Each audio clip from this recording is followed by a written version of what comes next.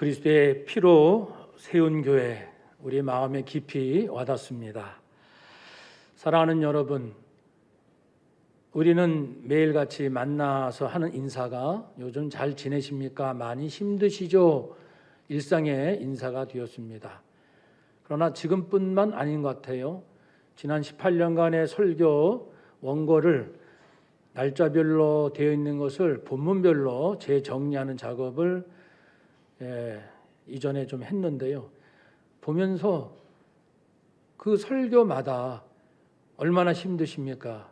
우리는 비록 어려움이 와도 항상 18년 전에도 10년 전, 5년 전에도 늘 우리가 나눴던 인사더라고요.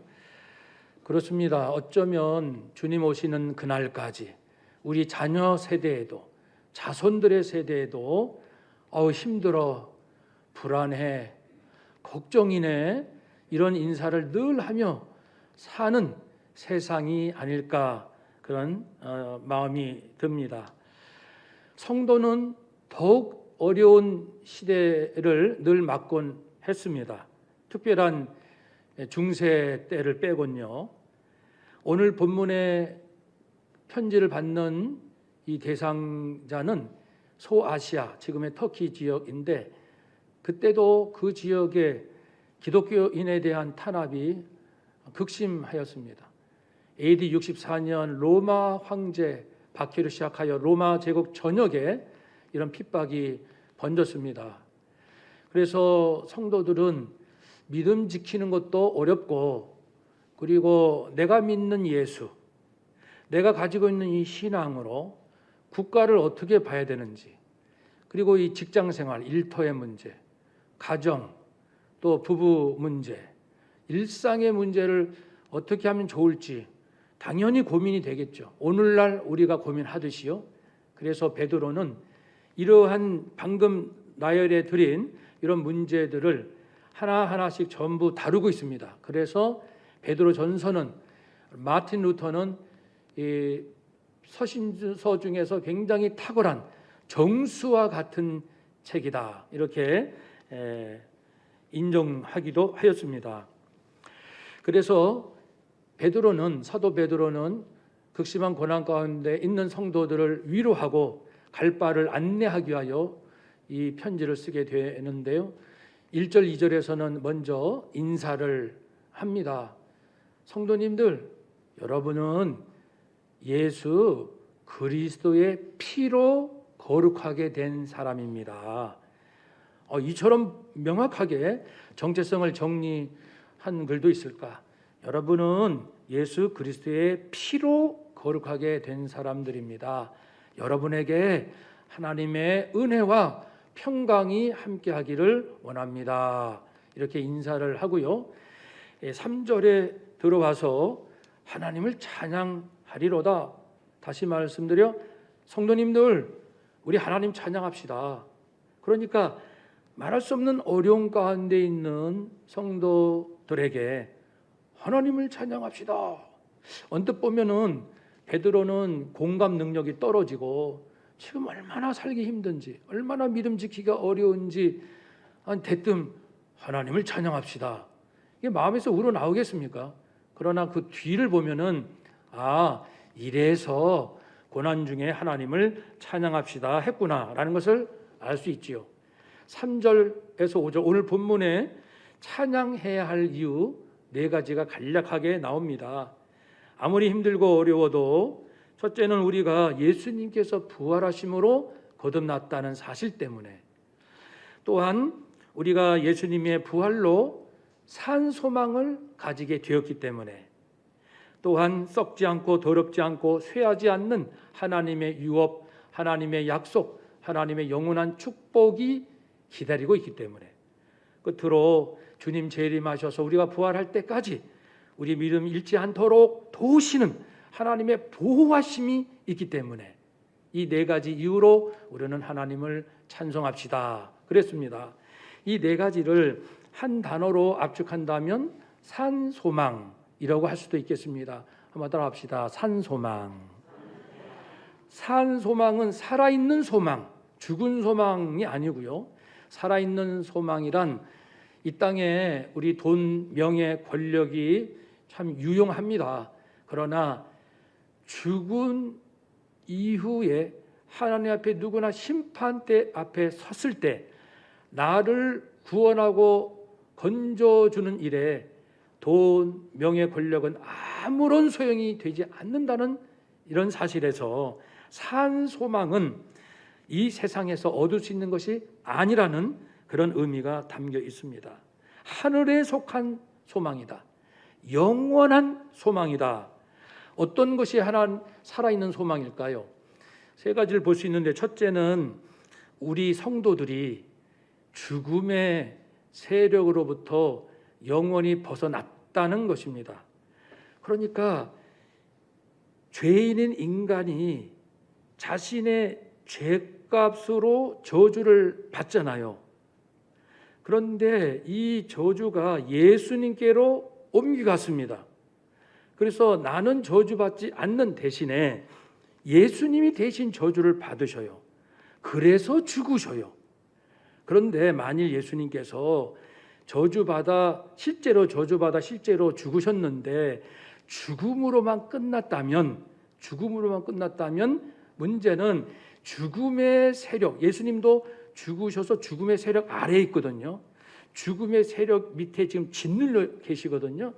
부활이 없다면 예수님도 죽음의 세력 아래 그대로 있고 죽음의 세력이 멀쩡히 살아있다는 겁니다.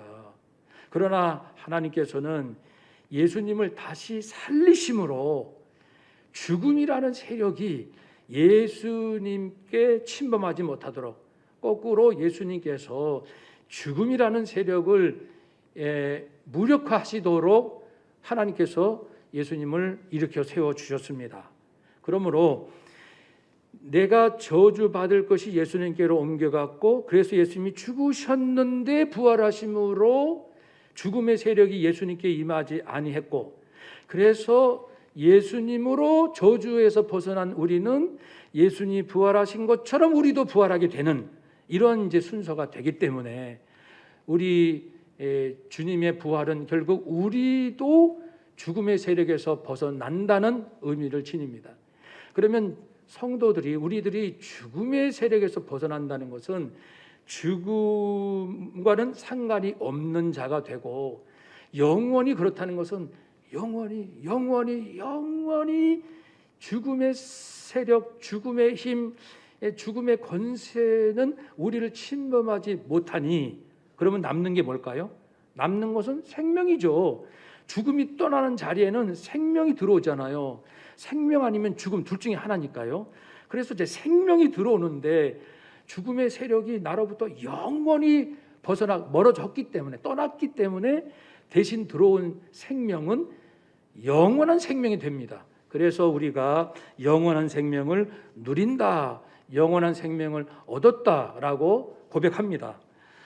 아니, 어떻게 우리가 받을 저주가 이렇게 떠나도록 우리를 용서하실 수가 있었을까? 하나님께서. 그것은 하나님만이 용서할 수 있는 자격과 권한이 있기 때문에 그렇습니다. 심판할 수 있는 분만이 용서할 수 있는 거예요.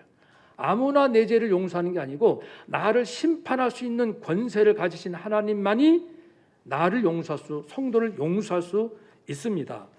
그래서 첫 번째, 우리가 가지고 있는 소망은 나는 영원히 죽음의 세력에 놓이거나 그 진노 아래 있지 않습니다. 이제는 그는 완전히 떠났고요. 나에게는 영원한 생명이 함께합니다. 이런 소망, 지금뿐 아니라 앞으로도 계속 이런 소망이 있고요. 두 번째, 살아있는 소망이라는 것은 우리가 부활할 것을 의미합니다. 어떻게 부활할 것을 소망할 수 있습니까? 그것은 예수님께서 부활의 첫 열매가 되셨잖아요. 그래서 다시는 썩거나 죽지 않는 몸으로 실제로 부활하셨습니다. 그러니까 주님께서 죽음의 세력을 물리치고 다시 살아나신 일을 하셨기 때문에 우리에게도 부활할 수 있도록 하시겠다고 약속을 하셨습니다. 그러니까 우리는 비록 육신적으로는 어느 적당한 때에 죽습니다. 죽지만 이 죽음이 영원한 끝이거나 단절이거나 영원한 이별은 아닙니다. 잠시 잠자는 것이죠. 잠시 지나가는 것에 불과합니다. 영혼을 사랑하는 과정의 한 코스입니다. 그래서 자신의 죽음도 삶을 사랑하듯 죽음도 사랑해요. 성도는 자기 죽음을 사랑할 수 있어요. 왜냐하면 계시록에 있는 말씀처럼 이렇게 이미 거듭나고 그리고 영생 얻은 자이기 때문에 죽어도 이미 영생을 얻었잖아요. 죽기 전에도 영생 얻었고 죽어도 영생을 얻는 것이고 또 부활해도 영생은 계속 있는 것이니까 이 죽음은 영생과는 아무 상관이 없는, 성도의 죽음은 영생을 무효화시킬 수 없는 잠시 한 여러 변화 중에 하나인 것입니다. 그러니까 그 육신, 지금은 죄의 영향을 받는 몸, 이 몸을 가지고 있지만 영생을 지금 살고 있잖아요. 내가 죽으면 내 몸은 흙으로 들어가잖아요. 몸이 흙으로 들어가지만 영원한 생명을 이미 누리고 있잖아요. 다시 부활의 몸을 입어도 영원한 생명을 누리고 있고, 그러니까 우리 성도에게는 지금 살아있는 몸이나 흙으로 들어가는 몸이나 부활한 몸이나 다 영생 얻는 데는 동일하니 아무런 문제가 되지 않아요. 그래서 실제 육신의 죽음이 복되다. 이것은 영생 안에 있기 때문에 그렇습니다. 한번 더 합시다. 나의 죽음은 영생 안에 있습니다. 아멘. 이것을 우리가 분명히 깨달으면 죽음을 살아있는 것을 기뻐하듯, 왜냐하면 살아서도 주님을 위해서 살아야지, 주님의 영광을 위해서 주님을 기쁘게 해드려야지 하고 살잖아요. 비록 완전하진 않아도 그런 진정성을 가지고 열심히 살아가잖아요. 그런 기쁨이 있듯이, 그게 복이듯이 죽어도 이제는 쉼으로, 안식으로 들어가는 거니까 그동안 수고가 그쳤으니까 얼마나 또 새로운 면이 열리는 것입니까? 기차 여행으로 비유하면, 기차 타고 여행을 하다가 어느 기차역에서 내려서 다른 기차로 갈아탑니다. 그리고 또 한참 가다가 역에서 내려서 또 다른 열차로 갈아탑니다. 그렇지만 이 기차 여행은 계속 되는 것처럼 이 육신의 몸을 갖고 있다가 이제 이 흙으로 돌아가는 몸으로 잠시 바뀌었을 뿐이고 다시 부활의 몸으로 또 한 번 바뀌었을 뿐이지, 우리가 영생을 사는 이 여행은 아무런 변화가 없지 않습니까? 그래서 살아도 감사, 죽어도 감사, 이것이 실제 우리의 고백이 됩니다. 살아도 감사, 죽어도 감사. 부활의 소망을 가진 자가 이렇게 나의 죽음을, 물론 건강을 지키고 그리고 이왕이면 더 오래 살아서 주님을 위해서 더 기쁜 일을 해야지라는 마음 좋지만은, 생명은 하나님께 있으니 정말 내가 언제 이 세상 떠날지는 모르지만 전혀 두려워할 필요 없는 것은 죽음이 안식으로 들어가는 하나의 바뀌는 과정에 불과한 거니까, 그래, 내가 그동안 이 세상 살다가 참 수고도 많고 애도 많이 쓰고 눈물도 많이 흘렸는데 내가 이제 30대인데 야, 너 이제 좀 쉬어라 라고 하셔서 30대에 부를 수도 있고 60대에 부를 수도 있고 100세에 부를 수도 있지 않습니까? 아무런 문제 되지 않습니다. 언제나 안식의 세계로 들어갑니다. 이 소망이 얼마나 위대합니까? 세 번째, 성도가 가지고 있는 살아있는 소망이라는 것은 천국입니다. 천국 하면 사람들이 일반적으로 좀 막연하고 그리고 좀 멀리 있고 내 실생활과는 별로 상관이 없는 그런 것으로 생각하기 쉽지만, 가만히 생각해 보면 우리 주님께서 공생의 33년을 이스라엘 땅, 팔레스타인 땅에서 사셨고 예수님에게도 육신의 아빠 엄마가 계셨고 그리고 성장하시고 아빠 목수일 도와드렸고 그리고 제자들 부르셔서 하나님 나라 전파하시고 병자 고치시고 힘쓰시고 고생하시고 피곤하시고 졸리시고 배가 고프시고 그 생생했던 우리 예수님, 그 예수님께서 죽으셨는데 다시 살아나셔서 만질 수 있는 몸, 우리 주님 분명히 살아나셨다면 그 예수님이 이제 어디 계시는가, 이 질문은 당연히 하게 되는데 바로 천국에 계심을 우리는 말씀을 통해서 알았기 때문에 그래서 천국이 이제 가까워지는 거죠. 마치 미국에 LA를 한 번도 안 가본 사람이 느끼는 것은 막연합니다. 미국 LA 뭐 그래 뭐 이 정도인데 만약에 아빠가 어떤 일로 이제 LA를 갔습니다. 야 아들아 여기 와 보니까 여기 코리아 타운도 있어. 한국 사람들도 굉장히 많고 영어 몰라도 뭐 사는데 지장 없던데 야 차 없으면 살 수 없더라. 야 물가는 어떻고 날씨는 어떻고 그리고 내가 있는 동네 거리는 이렇고 그러면 가보지 않았지만 미국 LA가 아주 생생하게 마음에 그려지면서 품게 되는 겁니다. 그래서 아빠로부터 LA 이야기를 들은 학생과 전혀 듣지 못한 아이는 LA 하면은 느끼는 감이 다르듯이 천국에 대해서도 마찬가지죠. 아무런 감이 없는 사람과 내 사랑하는 예수님께서 그곳에 계시고 예수님이 또 나를 만나주시고 지금 돼야 뭐 내적 음성이든 깨달음이든 이렇게 함께하는 것을 느끼면 천국은 이제 가까워지는 겁니다. 예수님은 천국에서 우리가 그곳에 오기를 기다리신다고 했습니다. 내가 다시 와서 너희를 내게로 영접하여 나 있는 곳 천국에 너희도 있게 하리라 그랬습니다. 또 이런 얘기도 됩니다. 그 탈북한 사람이 남한에 와 보니까 굉장히 자유도 많고 풍요로운 거예요.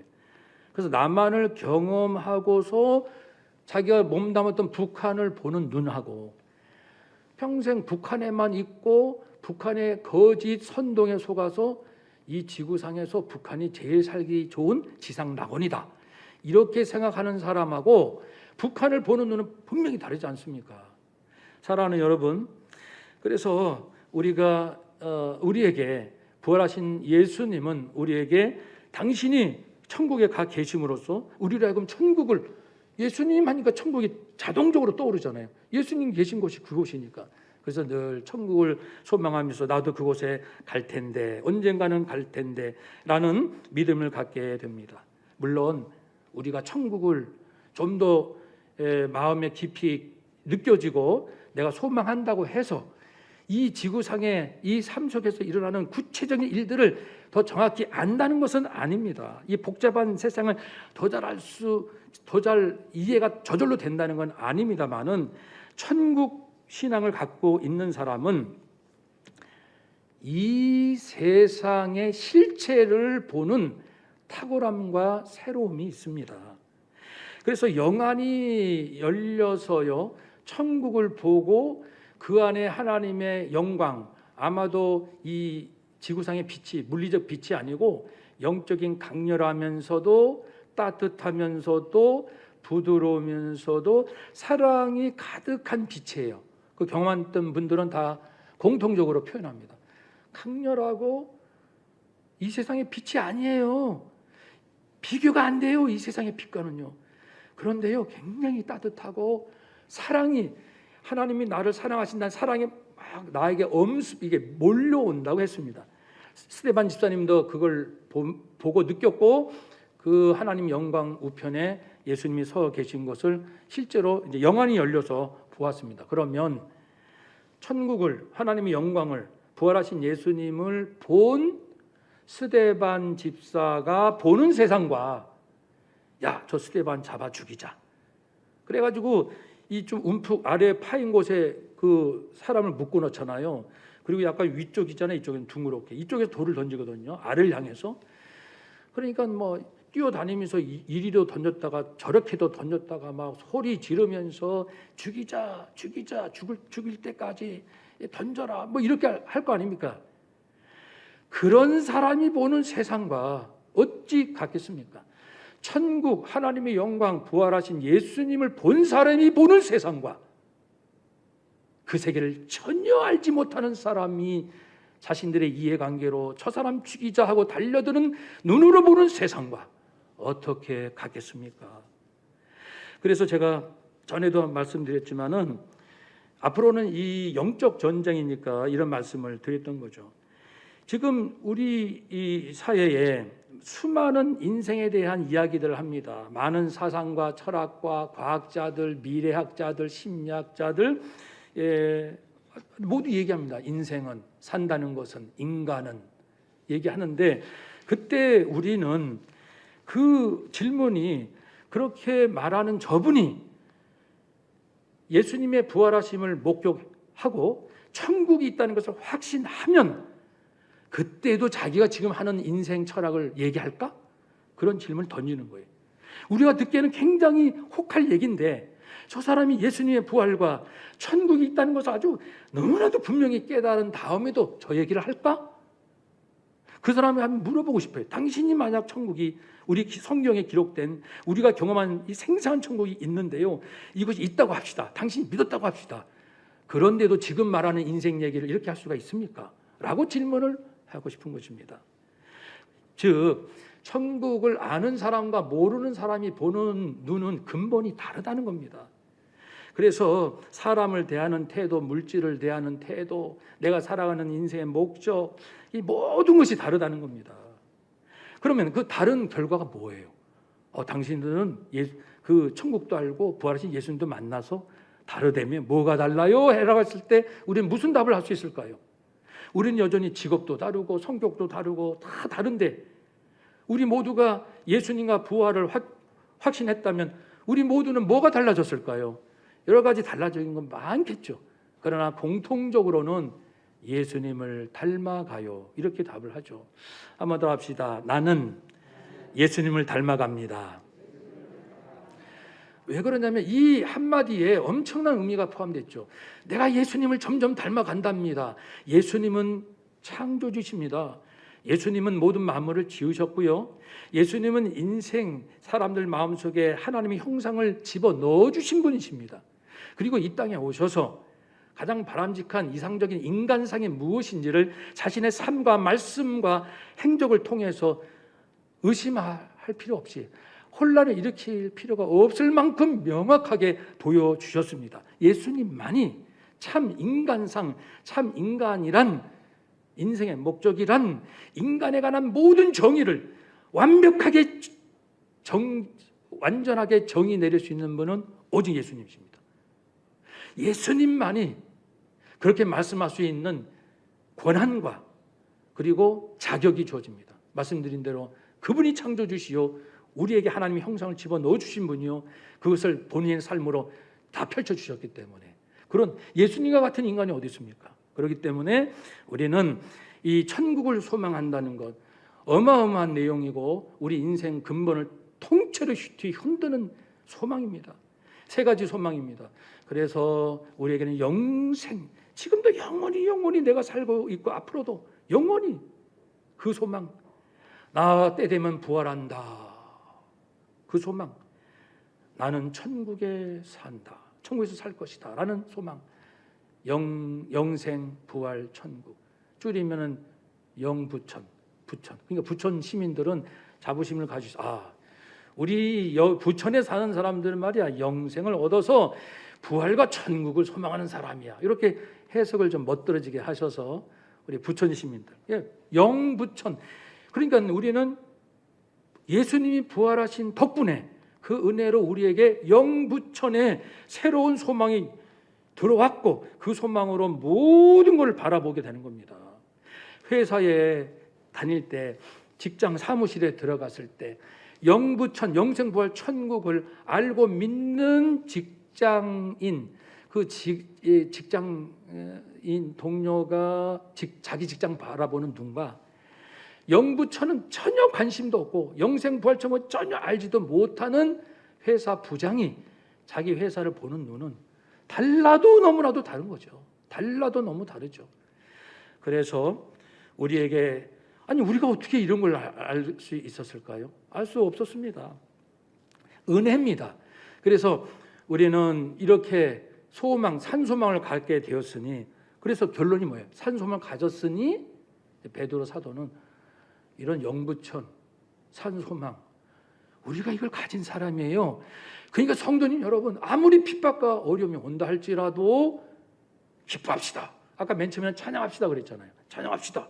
이번에는 기뻐합시다. 찬양 또 기쁨. 기뻐할 수 있냐고요? 기뻐할 수 있다는. 우리가 잠시 여러 시련으로 근심하지 않을 수는 없어요. 누구나 마찬가지입니다.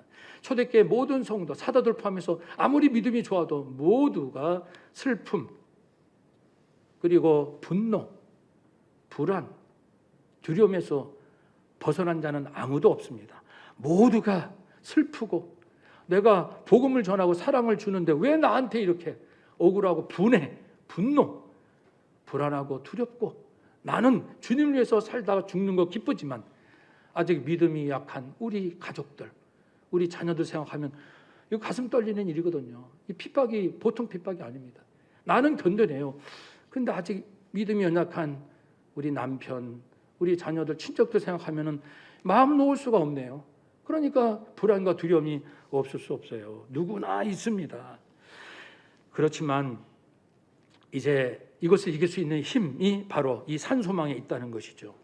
사도행전 8장에 보면요, 그 빌립 집사 평신도, 이 빌립 집사님이 사마리아 성에 가서 복음도 전하고 능력도 나타났어요. 귀신도 쫓아내고 문둥병자도 고치고 못 걷는 사람도 고치게 하고 일어나니까 사마리아 성이 완전히 발칵 뒤집어져서 큰 기쁨으로 신바람이 났죠. 이런 거 본 적이 없거든요. 예수 믿는 사람들 안에는 놀라운 능력과 기쁨이 언제나 함께한다는 사실. 그러나 빌립 집사뿐 아니라 모든 주의 종들이 아까 말씀드린 대로 인간적으로는 슬픔과 분노, 불안과 두려움 속에서 살아갈 수밖에 없었던 실존이 있는 거예요. 같이 있는 거죠. 한편에서 예수 믿는 사람들에게 놀라운 세상이 알 수 없는 기쁨도 있고 또 한편에서는 세상 사람들은 당하지 않을 고난과 핍박까지도 우리는 겪고 양극단이 다 있어요. 우리 안에요. 그러면 어떻게 됩니까? 같이 있는 게 늘상 지금 오늘날 우리도 마찬가지죠. 자식을 키울 때나 사업을 할 때나 직장 다닐 때나 누구나 어떤 형편에서 성도로서 누리는 큰 능력과 기쁨도 있고 반면에 많은 근심도 있고 참 걱정거리도 많이 있는 것도 사실입니다만은 결론은 이러한 것들을, 이 어려운 것들을 이 놀라운 것으로 이길 수 있다는 것입니다. 그러니까 이 기쁨으로 슬픔을 이길 수 있다. 긍휼히 여기는 마음으로 나를 분노케 한 사람을 이겨낼 수 있다. 주의 예수 평안으로, 그리고 예수 평안으로 내 안에 있는 불안함을 이겨낼 수 있다는 겁니다. 그리고 사적 필생, 주를 위하여 죽고자 하는 자는 산다. 이 사적 필생의 담대함으로 어떤 두려움도 이겨낼 수 있다. 없다는 게 아니라 이길 수 있다라는 것을 사도 베드로는 말씀하고 있습니다. 그리고 이런 것을 누리고 알고 있다는 것은 굉장한 것이죠. 우리가 지금 흔히 먹고 있는 이런 음식은 옛날에 조선시대 왕들이나 먹던 거였어. 근데 우리는 늘상 먹잖아. 참 놀랍죠? 그런 것처럼요. 지금 우리가 지금 말씀 나누는 부천, 영생, 부활, 천국, 예수 부활로, 예수 핏부림으로 이런 우리가 지금 늘상 알고 있는 이것은 구약시대 선지자들이, 예언자들이 하나님 말씀을 듣긴 들었어요. 메시아가 오면은 어떻게 된다 라는 얘기를 이렇게 큰 그림으로만 들었지 과연 그것이 뭘까?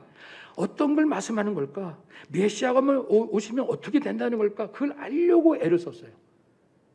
알려고 애를 썼습니다. 요즘으로 표현하면 이제 신학자들이 그 예언의 말씀이 실제로 무엇을 의미한지를 여러 가지 문헌과 상상과 추측과 또 기도하면서 알려고 애를 썼다는 말씀이죠.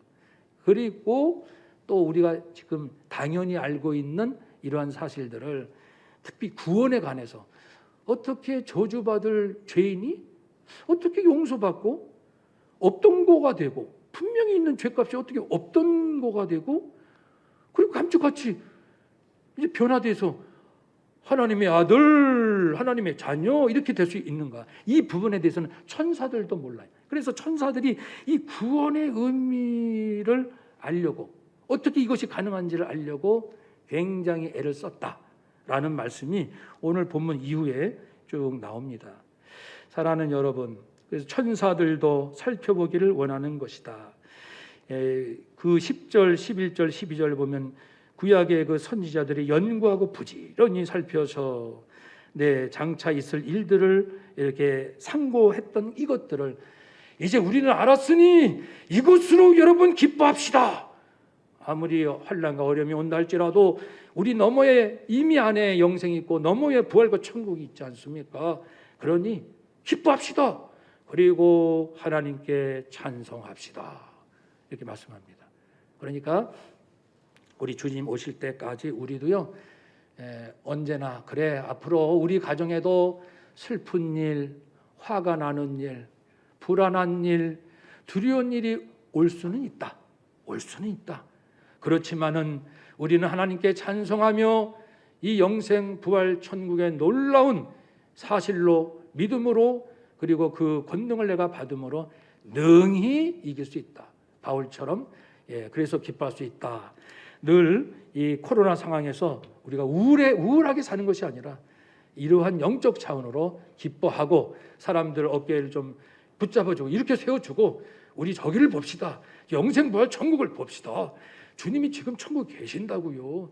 우리가 어떻게 구원받았는데요? 라고 해서 서로 격려하셔서 이 고난 속에 오히려 하나님께 영광 돌리시고 오직 죽은 자를 살리시는 하나님만 의지하는 그런 신실함이 있으시기를 주의 이름으로 축복합니다. 아멘. 기도하겠습니다.